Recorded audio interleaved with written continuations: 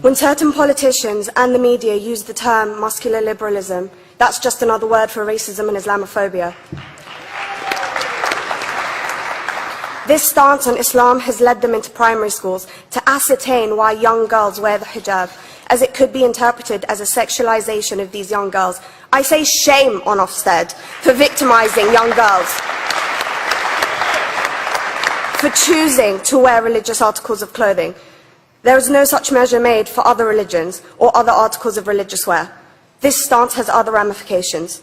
It signals to the British public and emboldens groups such as EDL, BNP and other fascist and racist groups that women are oppressed by Islam, are made insubordinate to the men that supposedly forced them to wear it, and that it is the job of the British state to liberate us. We reject this imperialistic saviour thinking.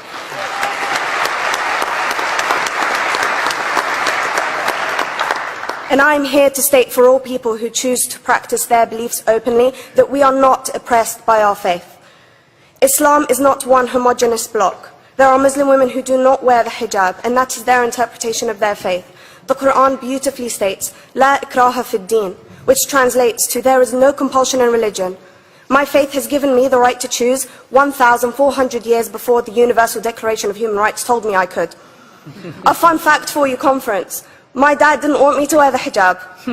I chose to. Those of faith, thank you.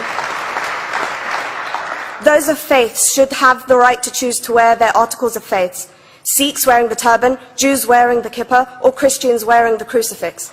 Practicing my right to freedom of expression through the hijab empowers me and other women like me to know that we are able to make decisions for ourselves. Through the hijab, women like me feel empowered to overcome the social expectations of sexualization that is relevant and has currently resulted in many cases of anxiety and worse. I can speak for myself and others like me. At school, I was able to focus more on the thoughts that were running through my mind than how good I looked to the world.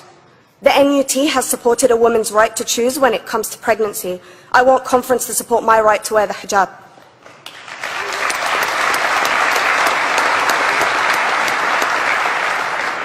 How I choose to practice my faith is clearly displayed for all to see. This makes me the target of hate crime.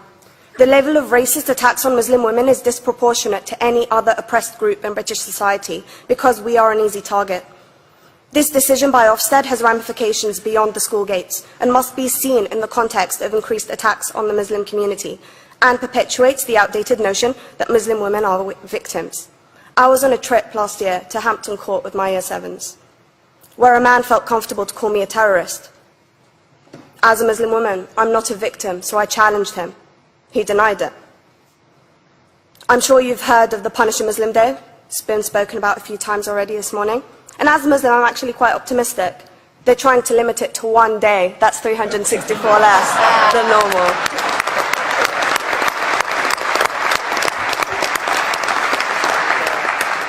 But let's be clear, conference. Islamophobia and other forms of racism affects non-Muslims too.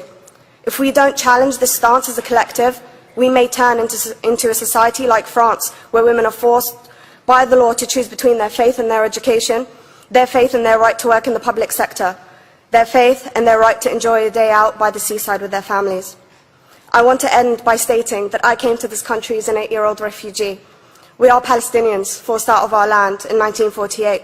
We lived in third world conditions, similar to those in Calais for 60 years. Here, I received the support I needed to study law at university and become a secondary school citizenship and PSHE teacher and a school rep. An injury to one is an injury to all, and I want to thank the Union for its stance on all oppressed groups, in particular mine, Palestine. Thank you, Conference. Thank you, Latifa.